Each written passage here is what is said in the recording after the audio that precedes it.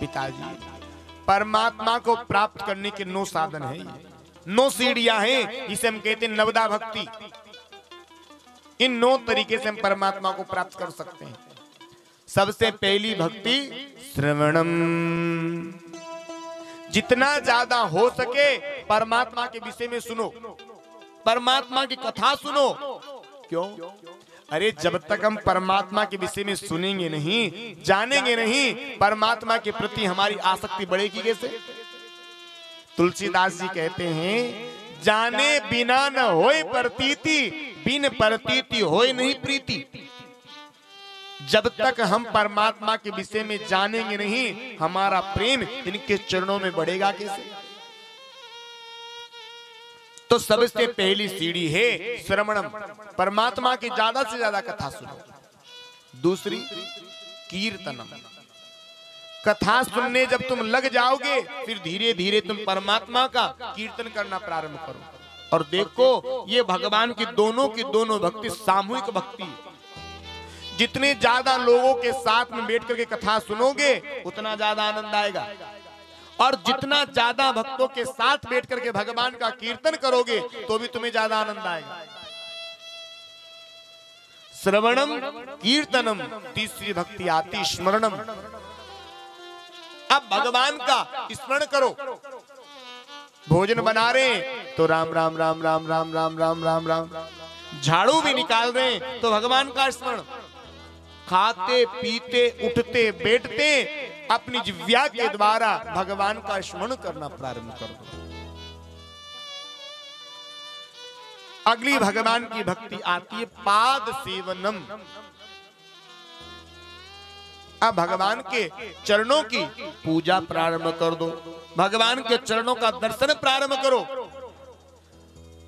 फिर धीरे धीरे आगे बढ़ते जाओ। अर्चनम। अब भगवान की अर्चना प्रारंभ कर दो। लेकिन अर्चना भगवान की कर रहे हैं, इसका मतलब ये नहीं कि हम श्रवण को, कीर्तन को, स्मरण को भूल जाएं। सारी साथ रखना है। अर्चन के बाद भगवान की वंदना करो। भगवान की अगली भक्ति आती है दास्यम। अब भगवान से को, हे प्रभु, हम आपके हैं और आप हमारे हो। दास से भाव मन में लेकर के आओ। और जब तुम परमात्मा के दास बन जाओगे, फिर तुम्हें परमात्मा उठा करके अपना सखा बना देगा। विभीषण जी महाराज जब लंका को छोड़ करके परमात्मा के चरणों में जब लेट गए, तो भगवान ने क्या किया? उठाया और उसे अपने गले से लगा लिया।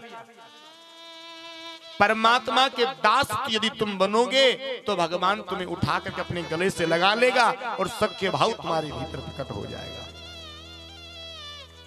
और जब तुम्हारे भीतर सख्य भाव प्रकट हो जाएगा, फिर समझ लेना परमात्मा तुमसे दूर नहीं है, परमात्मा स्वयं तुम्हारे पास है। ब्रजवासियों के पास था क्या? वो कौन से धनी थे, लेकिन उन ब्रजवासियों के पास सख्य भाव था। जिस सखा के मन में भाव आया, कन्हैया का कान पकड़ा और घोड़ा बना दिया, स्वयं उसके ऊपर बैठ गए। ये सखी भाव है महाराज। तुम परमात्मा के सखा बनोगे, परमात्मा तुम्हारी सेवा करने के लिए तैयार बैठा है। और सबसे अंतिम भक्ति आती है आत्म निवेदनम। आत्म निवेदनम कैसे? जय जय श्री राधे। देखो, जब तुमसे जयकारा बुलवाया जाता है ना, तो दोनों हाथ खड़े करवाए जाते हैं। ऐसे नहीं खड़े करवाते हाथ खड़े करवाने के पीछे भी एक तर्क है। ये भगवान की सबसे अंतिम भक्ति है आत्मनिवेदनम।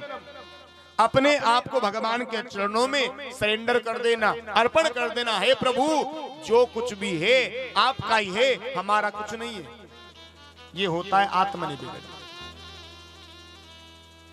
अपना सर्वस्व परमात्मा के चरणों में त्याग कर देना, ये सबसे आत्मनिवेदन है। जब हाथ खड़े करवाते हैं जयकारे में, हाथ इसलिए खड़े करवाते, पता नहीं इस कीर्तन के मध्य परमात्मा किसके ऊपर कृपा कर दे, उसका हाथ पकड़ करके अपने पास परमात्मा बुला ले।